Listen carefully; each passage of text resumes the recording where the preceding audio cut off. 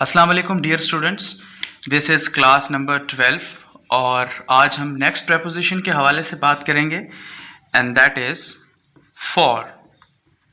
For का इस्तेमाल वैसे तो इसके मल्टीपल यूजेस हैं इंग्लिश लैंग्वेज में, इंग्लिश ग्रामर में, लेकिन मैं स्पेसिफ़िकली चूँकि बहुत बेसिक से लेकर चल रहा हूँ, आपके लिए बहुत बुनियादी इसके यूज़ का मैं यहाँ पर एक्सप्लेन करूँगा।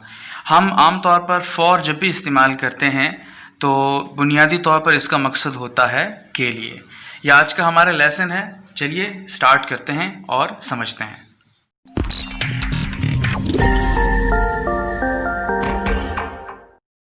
जी तो स्टूडेंट्स, सबसे पहले हम एक एग्जाम्पल लेते हैं हमेशा की तरह, ताकि हम चीज़ को अच्छे से समझ सकें।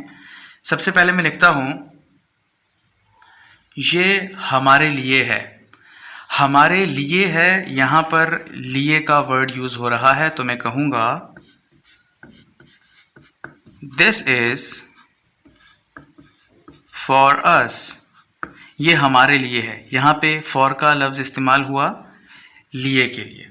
तो ये एक सिंपल सेंटेंस था। एक मज़ीद सेंटेंस लेते हैं। मैं यहाँ आपके लिए हूँ, तो इसका जुमला बनेगा आई एम हेयर, मैं यहाँ हूँ आपके लिए, for you. I am here for you, मैं यहाँ आपके लिए हूँ। और लास्ट सेंटेंस हम ले रहे हैं, हम इज्जत के लिए काम करते हैं, के लिए काम करते हैं, तो इसका जुमला कुछ यूँ बनेगा we work for respect. We work for respect, इज्जत के लिए, फॉर रिस्पेक्ट। मुझे उम्मीद है स्टूडेंट्स आपको आज का लेसन समझ में आ गया होगा। अगर आपको मज़ीद कोई कन्फ्यूजन है तो आप कमेंट बॉक्स में कमेंट कर सकते हैं। हमारा चैनल ज़रूर सब्सक्राइब कीजिए। देखने के लिए बहुत शुक्रिया। अल्लाह हाफ़िज़।